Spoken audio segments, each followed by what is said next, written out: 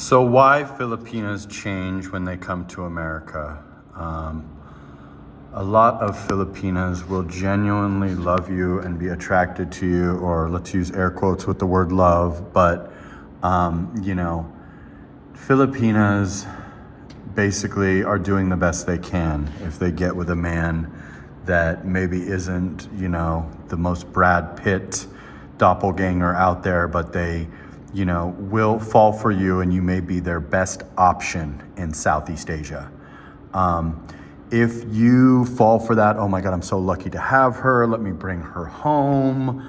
This girl is so amazing. And Filipinas are the best girls in the world. They're so amazing, so affectionate. They will really dote on you. They will help you. They will clean. They will cook. They will be like a woman should be and like we knew women to be, 10, 20, 30, 40 years ago.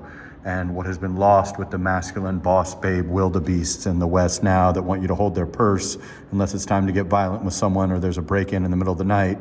They basically want you to be their girlfriend. Well, Filipinas won't give you that. And a lot of times you will be too young to retire. You'll enjoy the first world amenities and you won't have watched a video like this. So you will think, I'm going to bring my Filipina to the United States or any Western country. And that is a mistake, and I'll tell you why. Women are hardwired to go with their best option. And in the Philippines, you are said best option generally if you're in your 40s or 50s or you're handsome or you're fit or you're rich by Philippines metrics, etc. But in America or any Western country, barring a very small age gap and you being a 10 in America, you are not her best option in America.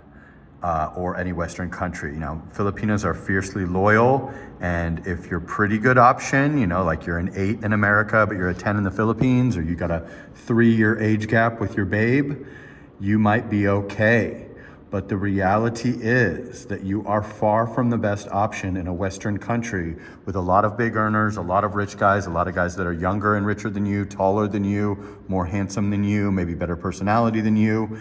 Eventually, by way of work, by way of options, by way of Filipina church groups, by way of different things where they're able to be away from you for long periods of time and influenced by Western women and just the sheer supply and demand and options of the West, your Filipina will change and you will definitely not even be the top 100 option.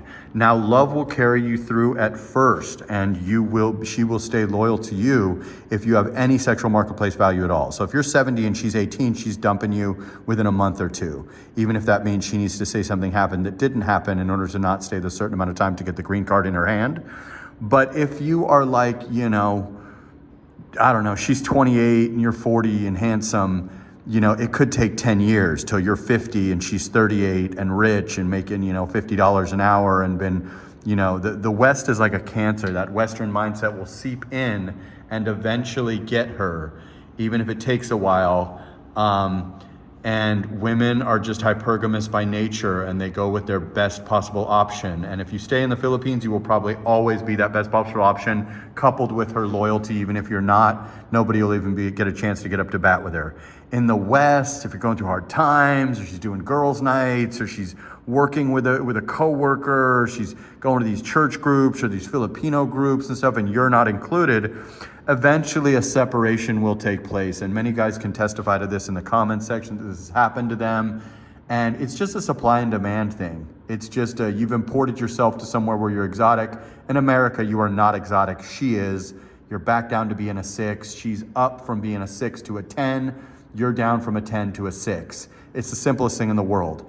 And I'm not saying it hasn't worked out before, and I'm not saying that Filipinos are not fiercely loyal. And if you're within moderation, like under 10-year age gap, and you are genuinely handsome or even America rich, it can work out. But why risk it? Why take yourself from being an exotic supermodel to being a schlub, run-of-the-mill guy that's lower middle class when you're a rich, exotic supermodel in the Philippines and you're anything but that in the West?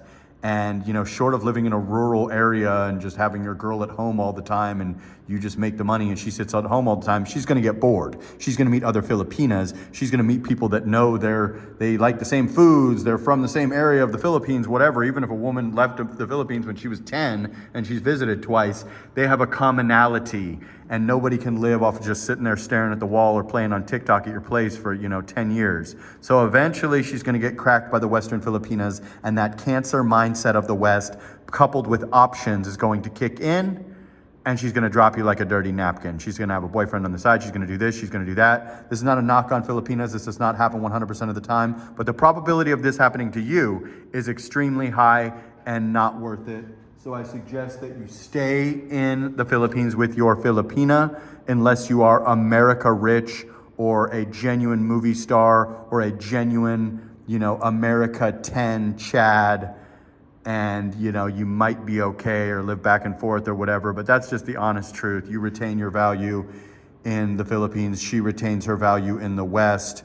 You go from a zero to a hero in the Philippines. She goes from a skinny morena girl in the Philippines that no guys want to a, exotic woman walking around the mall in Beverly Hills that every guy wants. It's just the way it is. Opposites attract. If you're rare, that's a thing.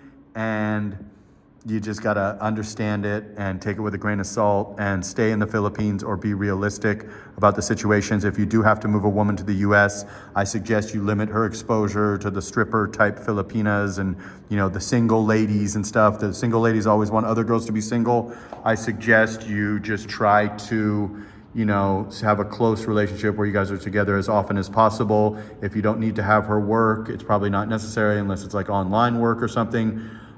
This is where things genuinely unravel, usually is like at her job where she makes $40 an hour, a superior, another Filipina getting in her ear, telling her that you're not handsome, that she can do better, and simply just growing apart as any human from any area could.